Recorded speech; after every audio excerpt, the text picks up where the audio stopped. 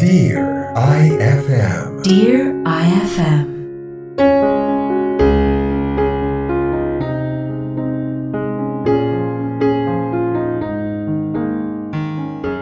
Dear IFM, lahat naman tayo ay may itinatagong iba't ibang katauhan. At nagpapakita ito depende sa taong kaharap mo o sa sitwasyon. Ito rin ang dahilan kung bakit minsan ay hindi ka nila naiintindihan. Ako nga pala si Vina, 28 years old at nagtatrabaho sa isang kumpanya sa Quezon City. Bilib ako sa mga magagandang kwento na ini-air nyo sa programa nyo at sa talento ng mga dramatista na gumaganap dito. Sa totoo lang, nag-aalangan ako kung ibabahagi ko ba sa inyo ang kwento ko. Pero naisip kong wala rin naman akong pakialam kung ano pa ang masabi sa akin ng ibang tao. Bahala na sila kung maintindihan ba nila ako o maiinis sa akin kapag narinig na nila ang kwento ko.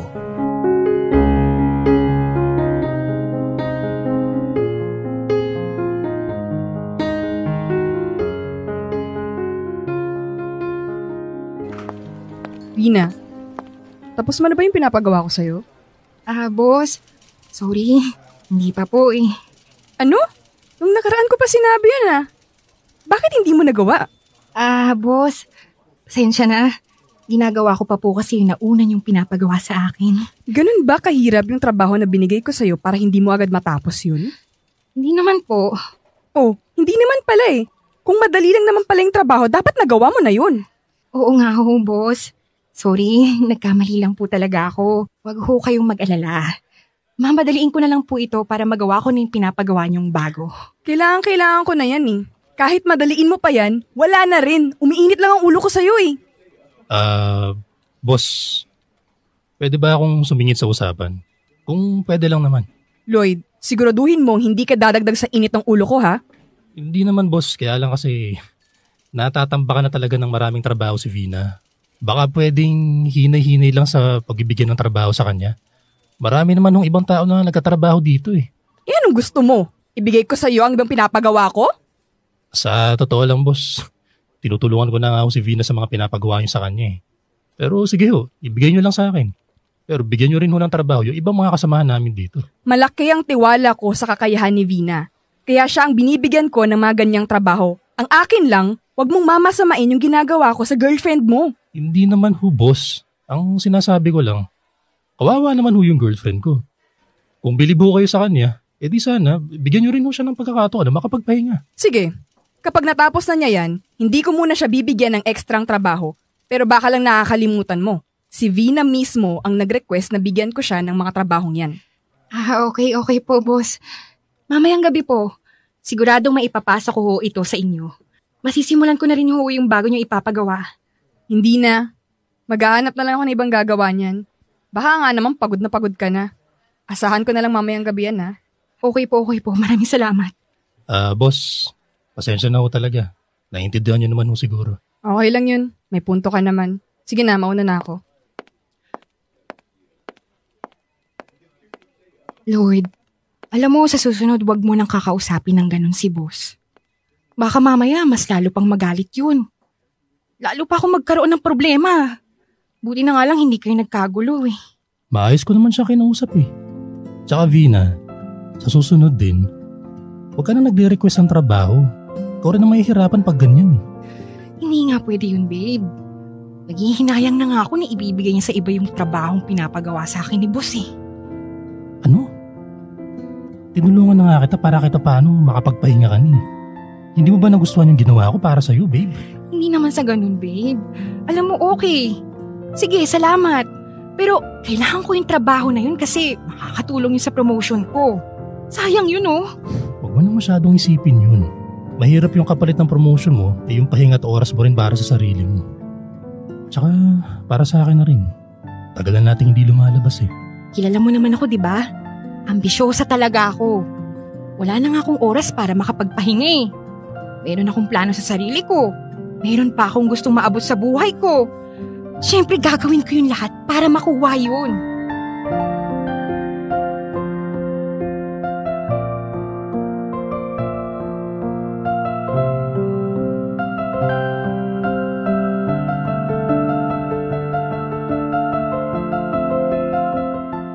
Kahit na lagi akong pinagsasabihan ng boyfriend ko, kailangan ko pa rin magpursigi at ipakita sa boss ko na kaya kong gawin at sundin ang lahat ng mga pinapagawa niya para maabot ko at makuha ang inaasam kong promotion sa trabaho. At syempre, kasama na doon yung nakikisama ako ng maayos sa lahat ng mga katrabaho ko sa opisina. Baka naman isipin nyo na kaya ko lang yung ginagawa para lang sa promotion. Hindi naman siguro ako ganong klase ng tao. Dahil alam kong yun naman talaga ang dapat. Pero hindi rin natin may tatanggi na nakakatulong yon para gumanda ang tingin sa'yo ng mga kasamahan mo. Lalong-lalo na ng mga nakakataas sa trabaho. Kaya nga ako nagustuhan ni Lloyd kasi nga raw, ang bait-bait ko raw. Kung alam lang niya kung ano ang pag-uugali ko kapag nasa bahay na ako.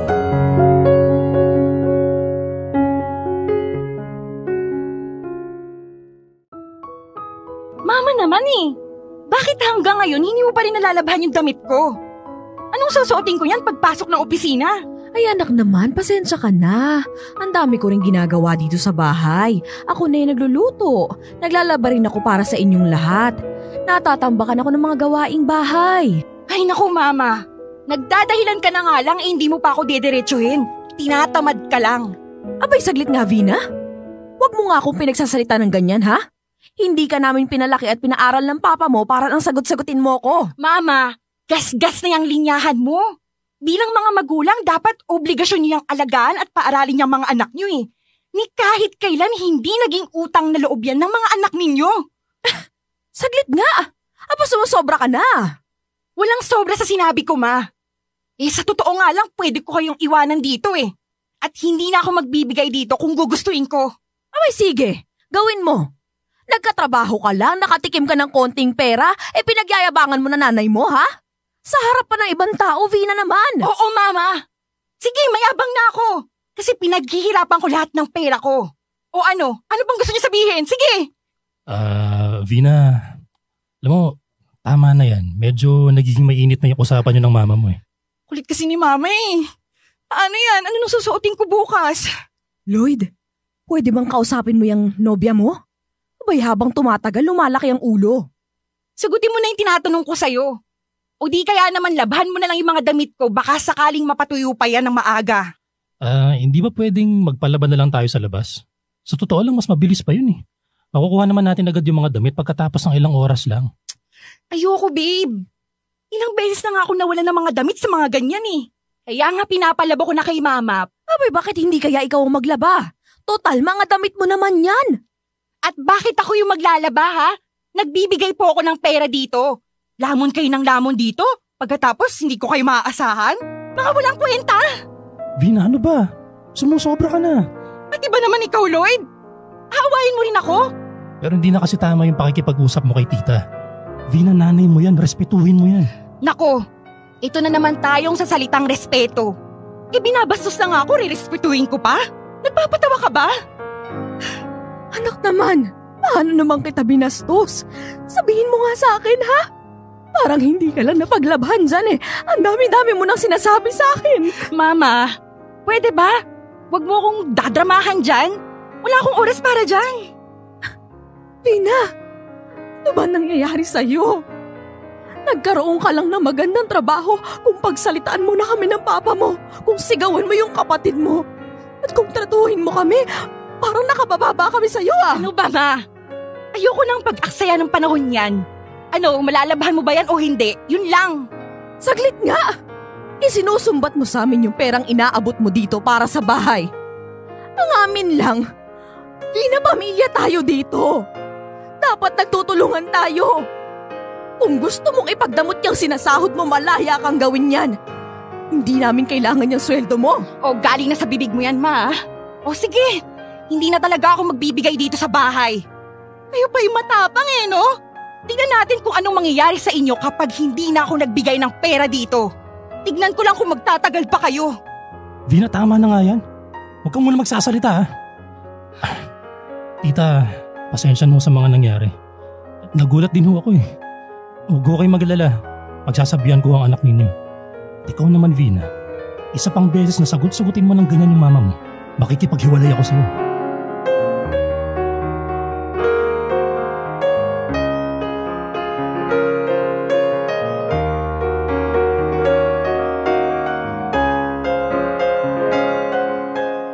Hindi ko sinasadyang mailabas at maipakita ko kay Lloyd ang ganong ugali at pakikipag-usap ko sa nanay ko. Siyempre, ayoko namang makita niya na nagkakagulo kaming pamilya sa bahay namin. Pero hindi ko lang talaga napigilan ang sarili ko dahil sobrang nairita ako kay mama noong araw na yon. Lilinawin ko lang, hindi ko rin naman gusto na napagsasalitaan ko ang pamilya ko sa ganung paraan. Pero tingin ko, lahat naman tayo ay umiinit ang ulo at bigla-bigla na lang na sumasabog sa galit dahil mahal natin sila. Kapag mahal mo, hindi mo maitatago ang emosyong nararamdaman mo. Nakakalungkot nga lang na hindi mo pa kasama ang pamilya mo sa araw ng pagdiriwang ng tagumpay mo.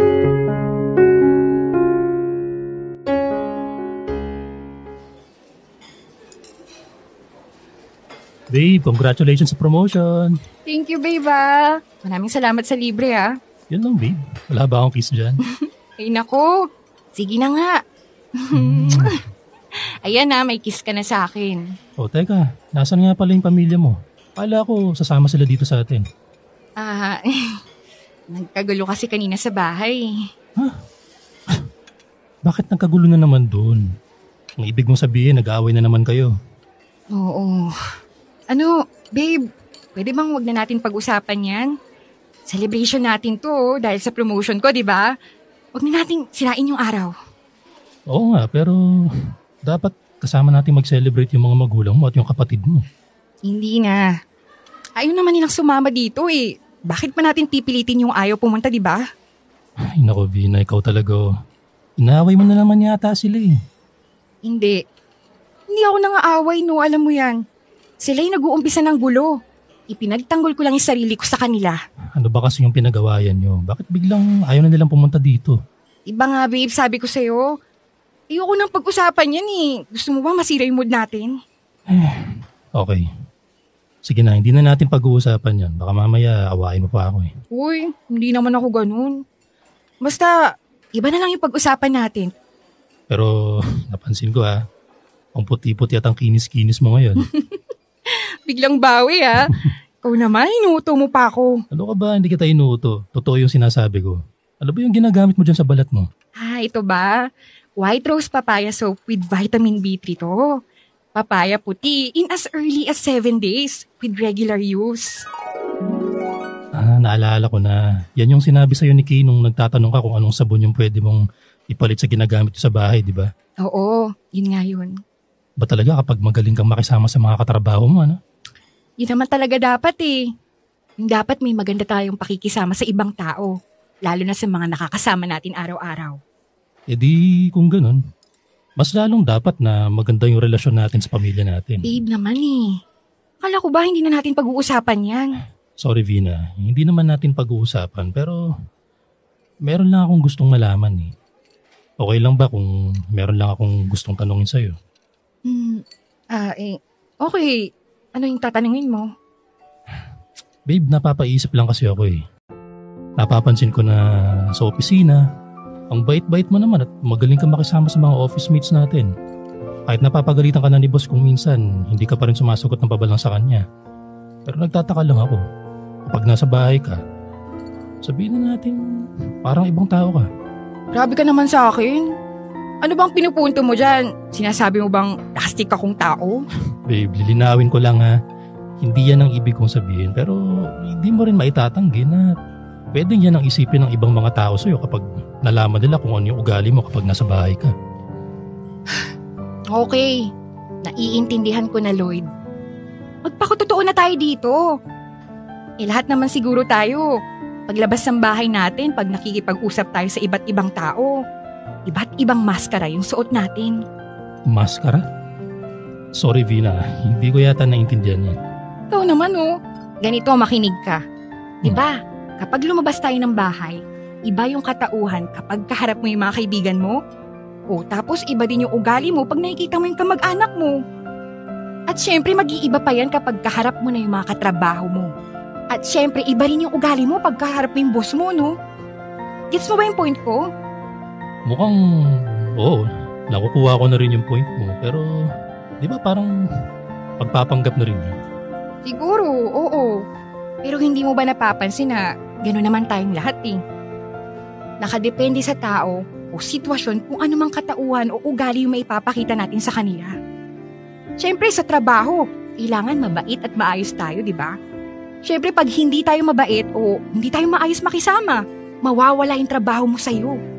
Kapag nasa bahay ka, mas lumalabas yung pagkairita mo sa pamilya mo.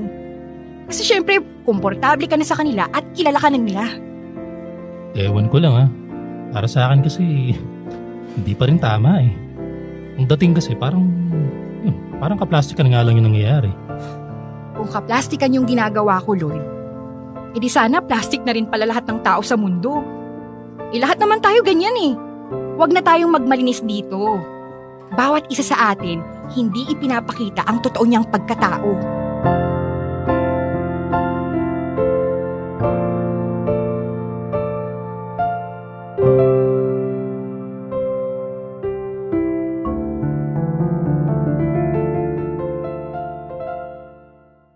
Siguradong marami ang magtataas ng kilay at hindi sasang-ayon sa mga sinabi ko kay Lloyd. Pero, totoo naman eh. Para sa akin, isang malaking entablado ang mundo. Lahat tayo ay nagpapanggap. Lahat tayo umaarte lang at iba't iba ang role na ginagampanan natin depende sa taong kaharap natin o sa sitwasyon. Hindi mo pwedeng sabihin na kilala mo ang isang tao dahil hindi naman talaga natin kilala ang isa't isa. Normal lang naman yan at wala akong nakikitang mali dyan.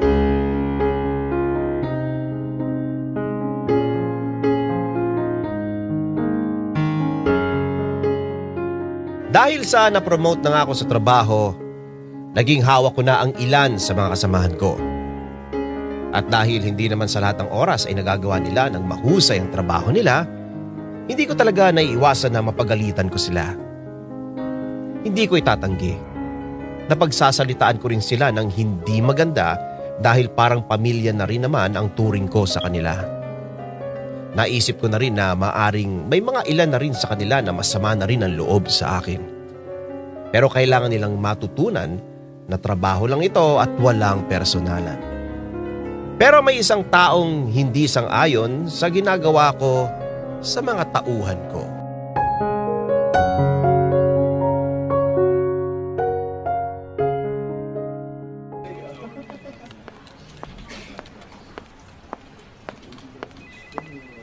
Pwede ba kitang makausap? Babe, marami pa akong ginagawa oh. Baka pwedeng saka na lang natin pag-usapan yan. Mabilis lang naman to eh. Importante ba talaga yan? Kasi kung hindi naman, wag mo na akong istorbohin dito. Babe, importante to. Hindi ako maglalakas loob na ipilit to sa'yo kung hindi to importante. Lalo na alam kong marami kang ginagawa dyan. Pasensya na pero tingin ko kailangan ko na talagang sabihin to sa'yo. Nakakainis ka naman eh. Lloyd, imbis na matutukan ko yung ginagawa ko, naiistorbo pa ako oh. Kung nakaka-istorbo na pala ako, edi sige. Susunod ko na lang sasabihin. Kapag libre ka na. Tapos na muna ako. Uy, teka Lloyd. Sandali lang naman. Huwag ka naman ganyan sa akin. Bigla-bigla ka na lang umaalis oh. O ang sabi mo na istorbo kita ngayon, di ba? Oo, edi sorry na. Medyo na-stress lang talaga ako sa trabaho. Baka isipin mo sa akin, hindi na kita pinapahalagahan yan. Parang gano'n na nga yung dating eh. Babe naman, sorry na nga eh. Alam ko namang naiintindihan mo ko, di ba? Sige na nga, sabihin mo na sa akin yan. Wag na, baka mamaya mas mungito na pa ako. Saka ko na lang sasabihin. Huwag ka na nga magtampo, ito naman ang kulit nito. Sige na, promise, makikinig na ako. Ano ba yun? Pansin ko lang kanina, medyo napagtaasan mo ng boses si Kay kanina. Yun lang naman pala eh. Napagalitan ko lang siya kanina kasi hindi niya ginagawa ng maayos yung trabaho niya. O ano problema doon? Di ba normal lang yun? May ginawa siyang mali, Lloyd. Oo nga, pero baka lang nakakalimutan mo. Kaibigan mo yung tao. Marami na rin naitulong yun sa'yo. Bakit kailangan gawin mo yun sa kanya? Eh ang sinasabi mo ba, porket kaibigan ko yung taong yun, papalagpasin ko na lang yung kapalpakan niya? Lloyd naman, hindi pwede yun. Ginagawa ko yung trabaho ko dito. Ang siguraduhin ng lahat ng mga tao dito ay ginagawa ng maayos yung trabaho nila. Oo nga, nandun na tayo. Pero kailangan bang ipagdiinan mo pa sa kanya yung mga maling nagawa niya at pahiya mo pa siya sa harap namin? Dinaigo pa si boss kung manermon ka eh. Nakita mo bang maluha-luha si Kay na lumabas dito kanina? Dahil kailangan, Lloyd. Ni hindi nga yun magtatanda pag hindi yun nasermonan eh. Oo, mahigpit ako. Pero para yun sa ikakaayos ng trabaho nila. Naku, walang special treatment sa akin dito ha. At hindi lang si Kay ang napapagalitan ko. Lahat yan ng may palpak, nakakatikim sa akin yan. Yang mga yan, walang special treatment dito talaga. Yun na nga eh. Yung mga taong dating pinakikisamahan mo ng mabuti. Ngayon, iba na yung pagtrato mo sa kanila. Alam mo, Vina, naisip ko lang. Kung hindi ka kaya na-promote sa trabaho, ganyan ka pa rin kaya makipag-usap sa kanila ngayon.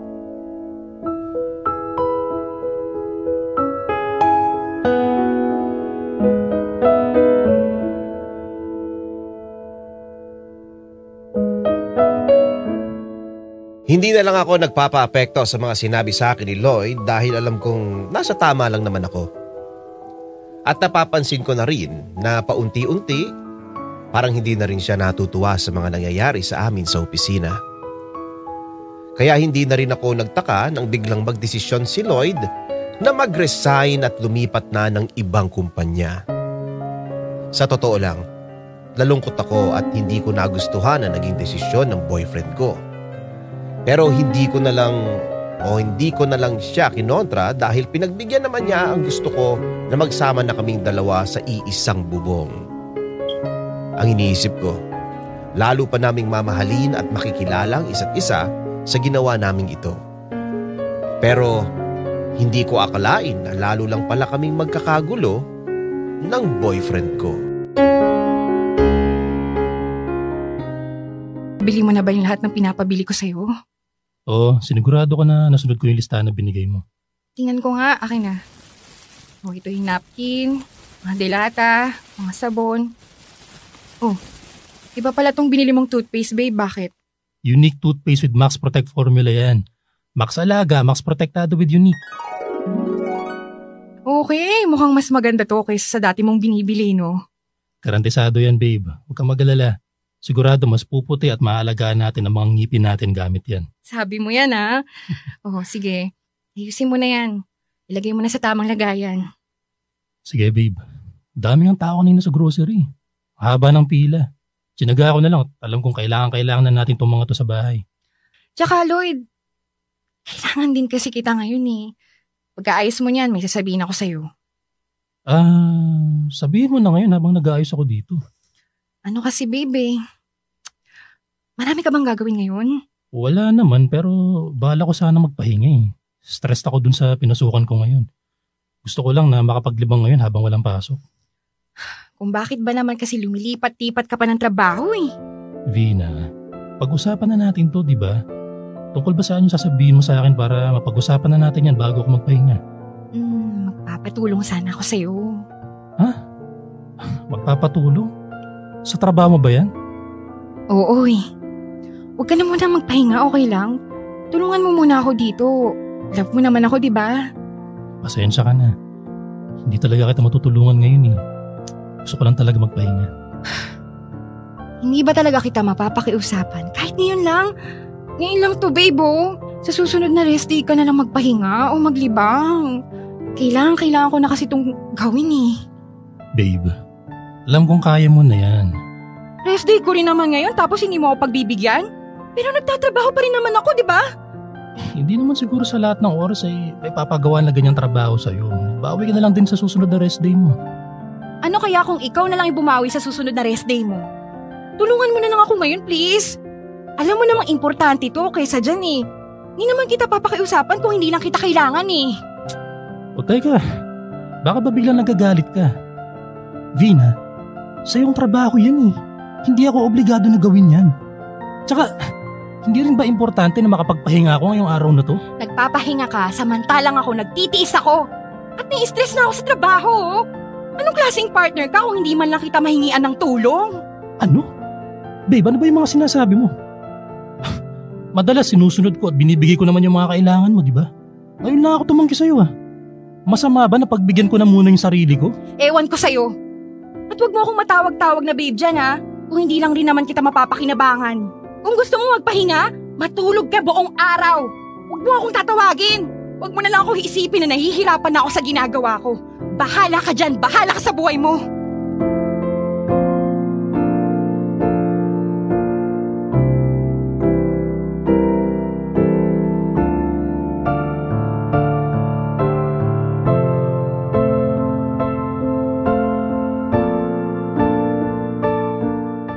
Wala naman sigurong taong matutuwa kapag tinanggihan ka ng taong mahal mo. Napakalaking bagay kasi para sa akin yan. Para sa akin, kung hindi ka nila kayang mapagbigyan sa hinihingi mo, ang ibig sabihin noon ay hindi mo ako sineseryoso o hindi naman kaya ay wala kang pakialam sa akin. Habang tumatagal, napapadalas na ang mga pag-aaway namin ni Lloyd. At naisip kong hindi na ito nakakabuti sa relasyon namin. Mukhang hindi na may babalik pa sa dati ang pagmamahalan namin. Kaya dumating ako sa isang desisyon na alam kong hindi niya magugustuhan.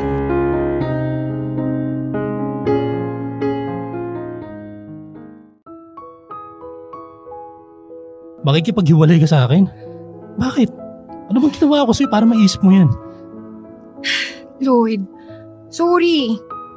Alam kong hindi ito madaling tanggapin para sa'yo. Pero desidido na talaga ako. Gusto ko na talaga makipaghiwalay sa'yo. At naging madali lang sa'yo na makapagdesisyon na ayaw mo na sa akin? Ganun ba yun? Hindi naman sa ayaw ko. Mahal pa rin naman kita eh. Kaya lang kasi… Sa tingin mo ba gaganda yung pakiramdam ko kung sasabihin mong mahal mo pa rin ako? Ha? Nakikipaghiwalay ka na nga sa akin eh. Lloyd, alam kong hindi na rin tama kung sasabihin ko huminahon ka. Pero kasi, hindi na rin naging maganda yung samahan natin eh. Lagi na lang tayong hindi magkasundo. Lumalala na yung pag-aaway natin. May problema tayo, dapat inaayos nating dalawa. Hindi yung solusyon lang na naisip mo, maghiwalay na lang tayo. Ito na lang talaga yung naisip ko eh. Wala na akong pag-asa, Lloyd. Para rin naman sa'yo yung ginagawa ko. Para sa ating dalawa. Siguro hindi lang tayo para sa isa't isa, yun. Mas maganda siguro na hindi talaga tayo magsama. Tapusin na lang natin to. Wala na ba akong magagawa para mabago ko pa yung isip mo? Hindi mo man lang ba paalaga yung lahat ng mga pinagdaanan natin para lang bitiwan mo ng ganun-ganun na lang yung relasyon natin? Wala na talaga. Pasensya na kung ganun. Mukhang hindi na talaga ako yung babaeng para sa'yo eh. Malay mo, makahanap ka rin ng babaeng babagay sa'yo at mamahalin ka ng totoo.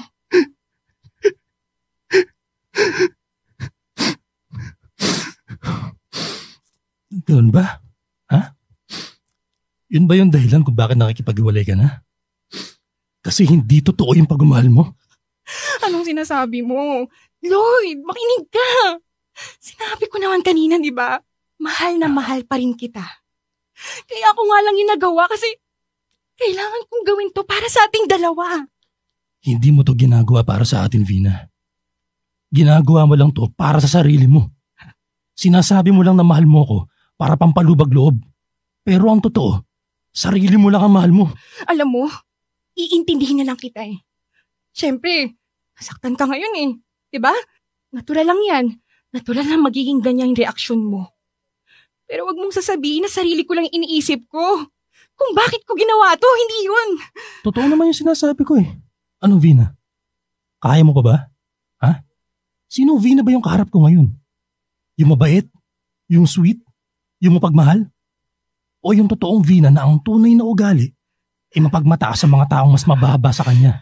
Manggagamit ka? Hindi! Hindi totoo yan! Bawiin mo yung sinasabi mo! Sabihin mo na lang yung totoo. Tanggapin mo na lang na malaki na yung bitak ng maskara mo. Kitang-kita ko na yung totoong pagkatao mo. Kung magagawa mo magpanggap sa ibang tao, pues sa akin hindi.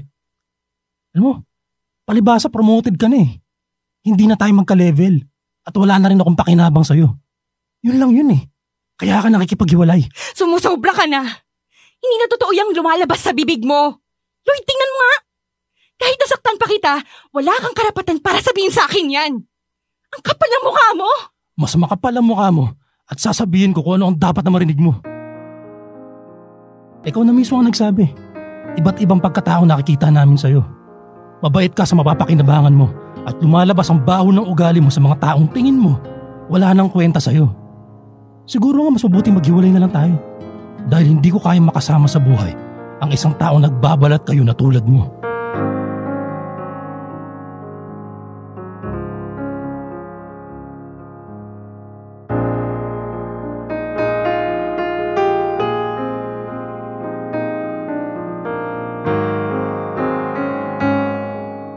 Yan na siguro ang pinakamasakit na salitang narinig ko sa buong buhay ko.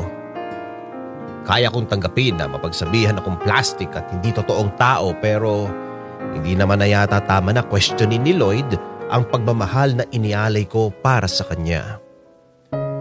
Maaaring may mga pagkukulang ako at mahirap akong pakisamahan bilang girlfriend niya. Pero totoo ang pag-ibig na ipinakita ko sa kanya. Kaya kami nagkakaproblema dahil parang hindi pa rin siya handang tanggapin ang lahat-lahat sa akin. Hindi sa lahat ng oras ay magiging mabait ako sa kanya. Ang mahirap sa kanya, marami pa siyang sinasabi. Samantalang pwede naman maghiwalay na lang kami ng maayos. Siguro may mga magsasabi na kinarma ako sa nangyari sa amin. Pero pasensya na. Hindi ako naniniwala sa karma na yan, kaya hindi ako apektado dyan.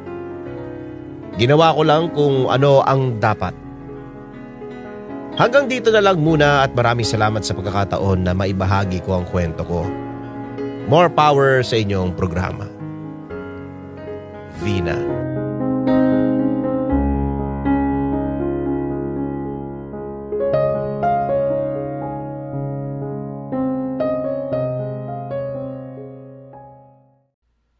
Idol, may kwento ka bang nakakakilig? O di kaya naman may kurot sa puso? Pampagood vibes. O baka naman gusto mo lang makapagbigay ng inspirasyon? Halika! Pwedeng-pwede kang magpadala ng kwento ng buhay mo sa amin. Magpadala lang ng sulat sa email dearifmstories@gmail.com. O di kaya naman mag-PM sa official Facebook page namin. Hanapin lang ang Dear IFM at kami nang bahala sa'yo. Malay mo, kwento mo na pala ang susunod na mapapakinggan. Ano pang hinihintay mo? Ikwento mo na yan dito sa amin sa Dear IFM, kung saan una ang kwento mo.